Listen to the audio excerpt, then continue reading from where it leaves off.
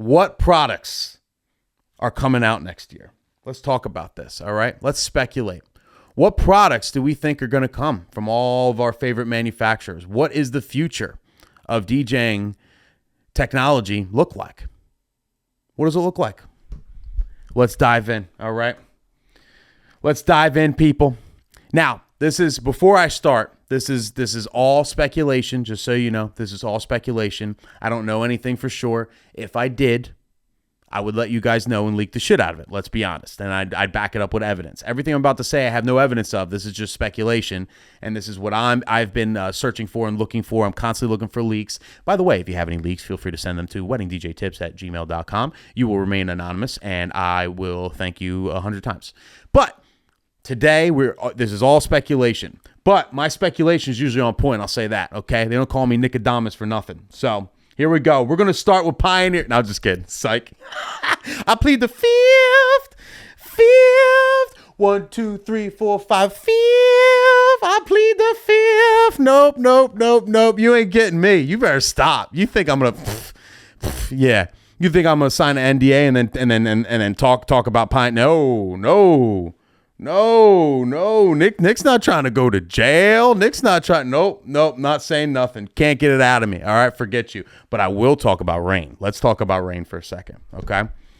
Let's talk about Rane. So, in review, okay, if we talk about Rane had 3 major products hit the market since the pandemic, you could say, right? So the first one was the RainOne, highly successful controller. Fantastic idea on their part. I'm not a fan of the RainOne controller. Like, I can't personally use it. I think it's cramped. I think it's crooked, and it doesn't have onboard effects. But they hit a home run with this. They sold a lot of them. It's very well made. They basically took the concept of the NS7, which was, solid. It was a professional controller, but like slapping Rane on there and great sound quality, great build quality, everything, and having a flagship motorized controller, by Rane was like a great move for them. They sold a ton, and yeah, so that was bam. That was a W for Rane. And then, around the same time or right after, I think, then they came out with the Rain12, which they since made an MK2 of. Also fantastic idea, individual players. They didn't invent the whole thing, but it worked great with their Rain 72. You plug it in via USB. They sold a ton of these. The MK2 is even better. They do feel great to DJ on, everything. I'm a fan of them. I think they're solid players, right? They hit a home run with that stuff. So Rane's on fire. Then they got cocky, right? And then Rane comes out with this monstrosity. This is just unbelievable. I can't even, hold on. I got to get there we go. All right. They came out with the world's largest controller. This thing, you need a pickup truck to carry it. You need an 8-foot bed to carry this thing. It's just humongous. And, I don't think it worked out for them. I don't know their sale numbers. I don't know. It's not a public company. They don't release that sort of thing, to my knowledge. So I'm just speculating, but I don't think they sold a ton of these, in my opinion. I just don't think they did. So Rane is coming off an L, right? They had a couple dubs. They're coming off an L with this Rain 4. So what could Rane come out with next, right? What do you think is going to happen this year? I'll tell you.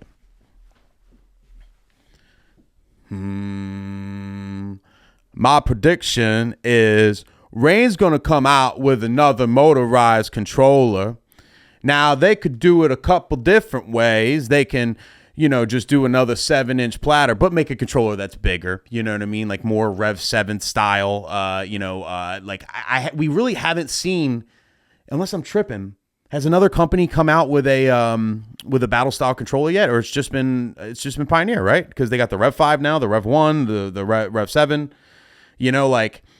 I'm surprised Rane hasn't done this and kind of done the, because they're a turntables company. Why haven't they done a battle style yet? So this is what I think. I think they're going to come out with a battle style controller similar to the Rev 7 with motorized platters, screens, everything.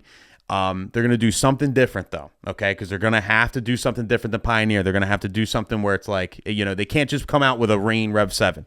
They got to come out with something that's different. And since Rane loves huge shit so much, I think, right, with, especially, given this monstrosity that they came out with, I think, why wouldn't Rane come out with the Rain 10? The Rain 10. 10-inch platter motorized controller.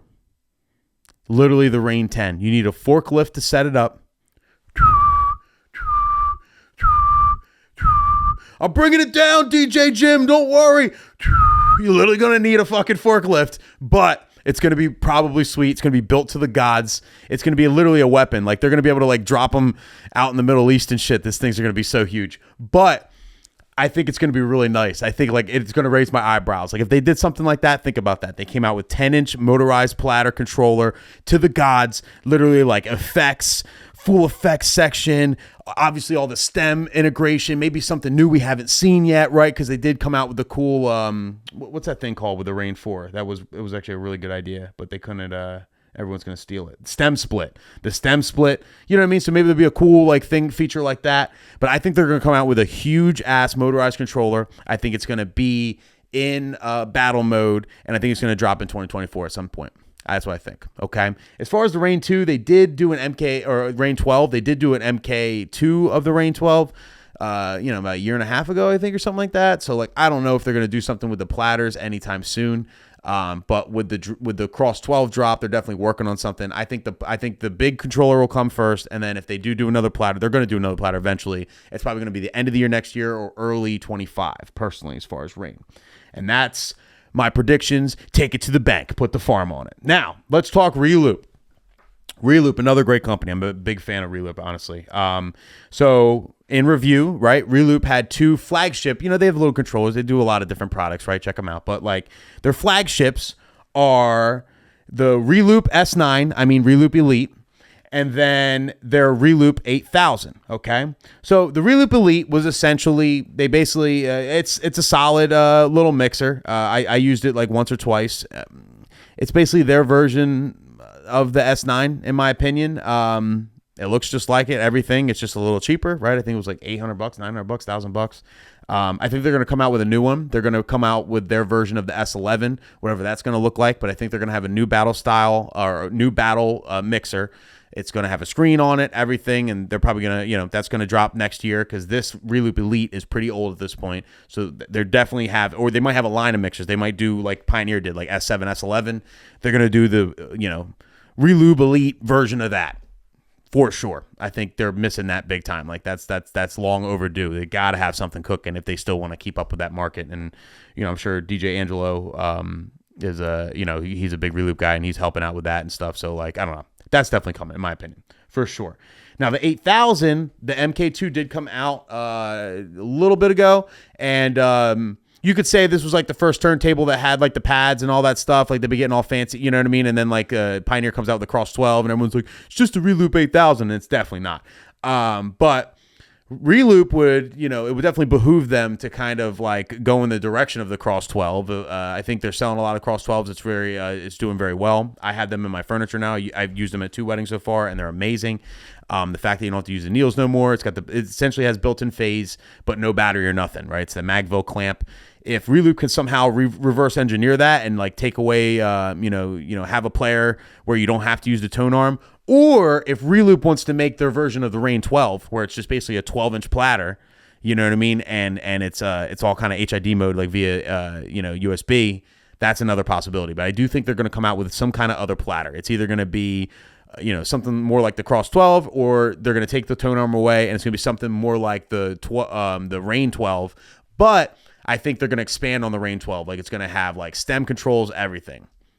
I'm leaning towards the latter. I really think.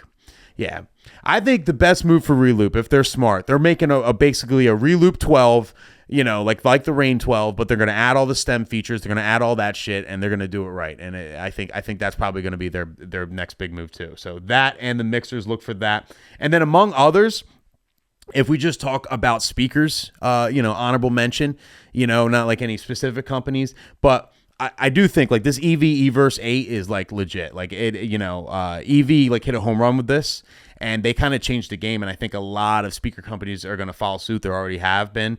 If you're not familiar with the eVerse 8, it's a battery powered speaker.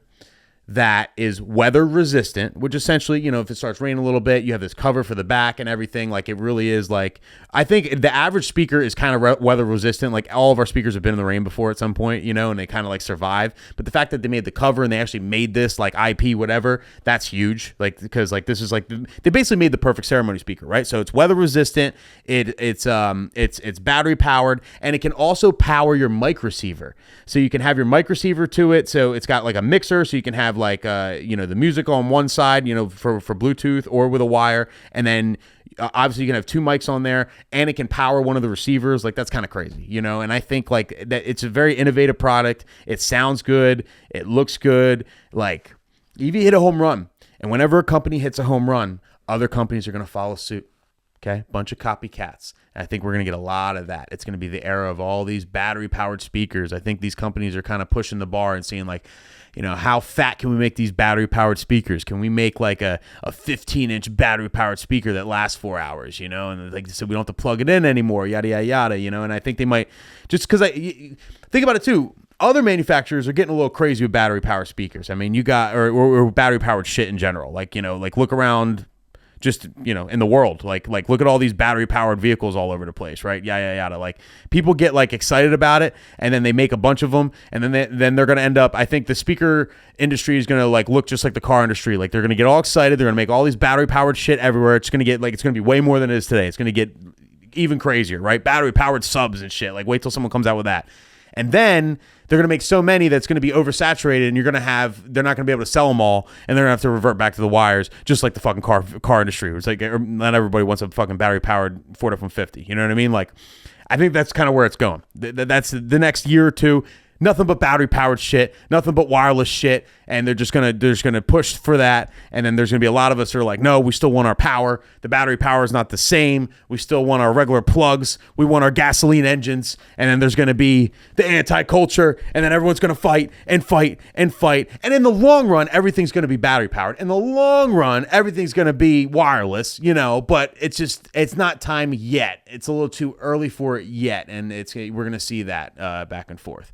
And that's everybody but RCF. I'm sure RCF is just going to come out with nothing but monster speakers that are totally have cords, but they'll literally rattle your ball sacks or ovaries or whatever else you have. You know, that's my prediction with RCF, but I don't know.